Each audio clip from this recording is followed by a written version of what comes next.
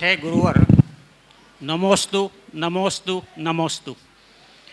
आपके श्री चरणों में मेरा पाटनी परिवार का तथा वर्धा सकल जैन समाज का नमोस्तु। गुरुवर, मेरा प्रश्न जैन समाज के स्वर्णिम इतिहास से है। हमारे यहाँ वर्धा में और आसपास पुलगांव, देवली, विजय गोपाल, रोहना, पौनार, हिंगनी आदि छोटे छोटे ग्रामों में अति प्राचीन जिनबिंब विराजमान है।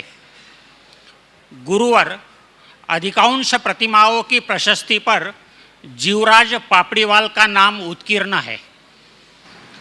हमारे वर्धा के धर्मानुरागी श्री गोवर्धन जी पांड्या ने अत्यंत गहराई से इन मूर्तियों का अवलोकन किया है। गुरुवर, जीवराज जी का ऐसा कौन सा पुण्य था जो इस तरह के दूरवर्ती इलाकों में उनके द्वारा स्थापित प्रतिमाएं हैं? और उस जमाने में न तो रास्ते थे, न ही आवागमन के साधन थे। उन्होंने कैसे यह कार्य किया होगा, कृपया मार्गदर्शन कीजिए। देखिए, जीवराज पापड़ीवाल जैन जगत के एक बड़े महान स्तंभ हुए।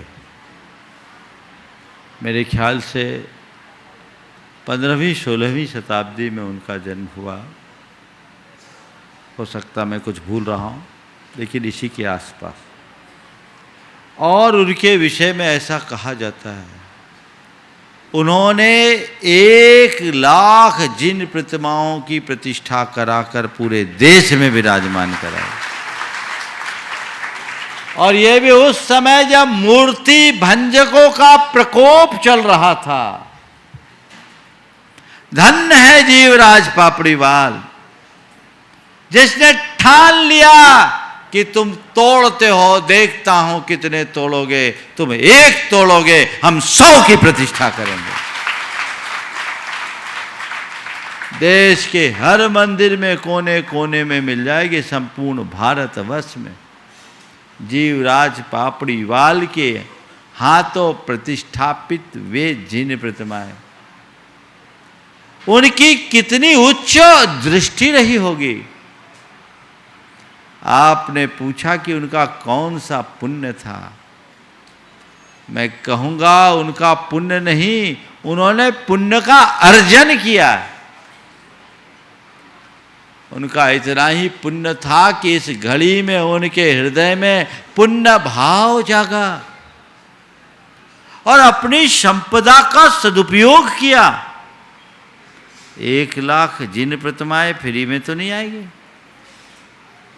उनकी प्रतिष्ठा कराना और बैलगाड़ियों से विपरीत परिस्थितियों में पहुंचा करके जिनालियों में विराजमान करना। समेत शिखर जी में भी 13पंथी में 20पंथी में मूर्तियां हैं। 13पंथी का तो मुझे पता है, संभवतः 20पंथी में भी होगी। और श्वेतांबर सोसाइटी में एक जगह खनन करने से 19 मूर्तियां निकली थी। उनमें भी जीवराज पापड़ीवाल की प्रशस्ति लिखी हुई है। पूरे देश के कोने कोने में है।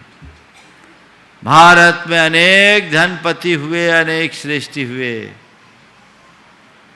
लेकिन कोई बिरला ही इतिहास में अपना नाम अमर कर पाता है।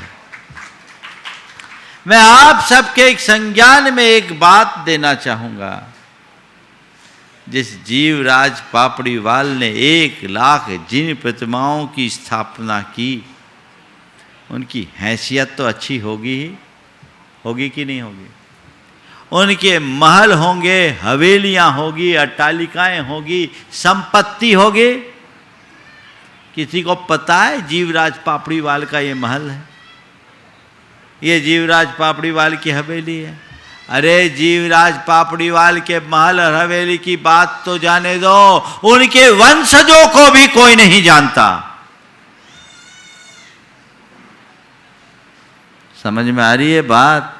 मैं बहुत गहरी बात आप सबसे कहने जा रहा हूं। जीवराज पापड़ीवाल के वंशजों का भी अता पता नहीं है। लेकिन जिन प्रतिमाओं को स्थापित करने वाला जीवराज पापड़ीवाल अमर हो गया। हमेशा गर्व के साथ जैन परंपरा में जीवराज पापड़ीवाल का नाम स्मरण होता रहेगा। किसके बल पर? धन के बल पर नहीं, धन के सदुपयोग के बल पर। समझ गए? मैं आप सबसे कहना चाहता हूं, तुमने अपने जीवन में कितना कमाया उसका कोई मूल्य नहीं है। एक दिन सब तुम्हें छोड़कर जाना होगा। जो तुमने जोड़ा है उसे छोड़ना होगा।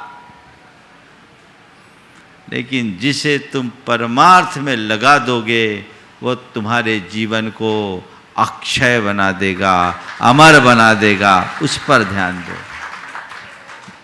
बहुत बड़ी बात है समझने के लिए। इसलिए हमेशा अपने धन का और संसाधन का सही उपयोग करें, भोग में नहीं परमार्थ में करें।